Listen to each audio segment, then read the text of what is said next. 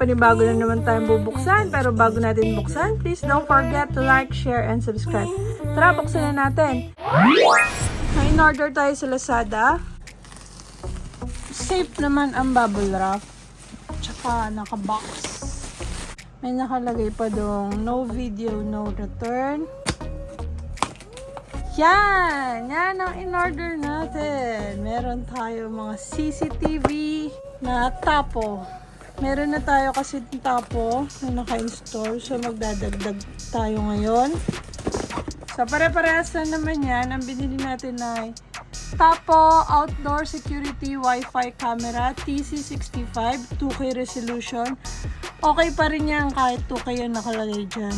Kasi na-testing ko na yan. Tapos meron siyang person and motion detection, night vision, up to 98 feet, local micro SD storage, up to 512 GB, IP66 weatherproof. Kasi nga pang outdoor to. Siyempre yung kanyang app sa Google Store or sa Apple, meron yan. Kailangan natin yan para sa security kasi last time nabangga yung sasakyan natin. Hindi umamin. Buti nila may CCTV tayo. Nakalaman natin kung sino. So, eto ngayon, nagdadagdag pa tayo ng isa para pag ganyan yung kuha natin. Isa dito para pag ganon o pag ganito yung sasakyan, masasagip na natin.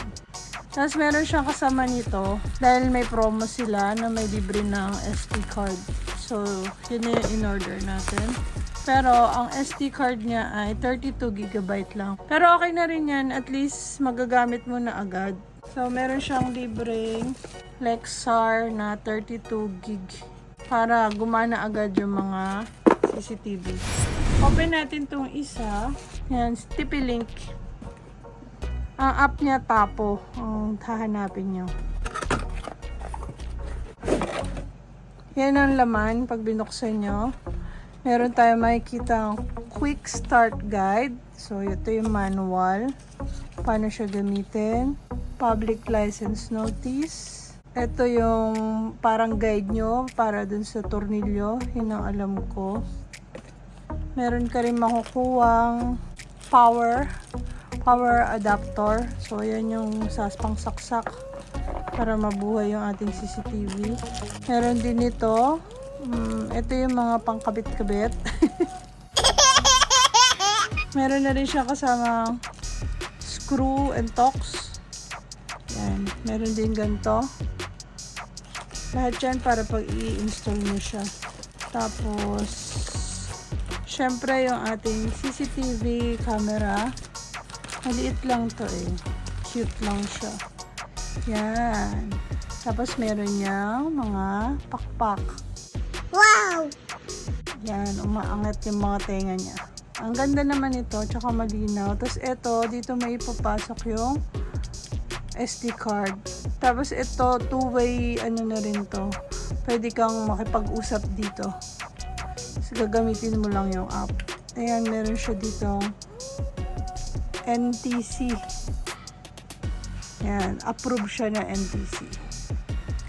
Tsaka yung kanyang saksakan. Siyempre, gagana lang to kung may wifi kayo at naka-power. Kailangan may wifi kayo palagi. So, yan yung ating bagong tapo. Pandagdag dun sa ating luma. So, bali ang isa nito, nabili ko ng 2,035 pesos. I-share ko na lang yung link sa description box or sa comment section para hindi na kayo mahirapan maghanap kung gusto nyo rin bumili. So, yun lang. Thank you. Bye-bye! Bye!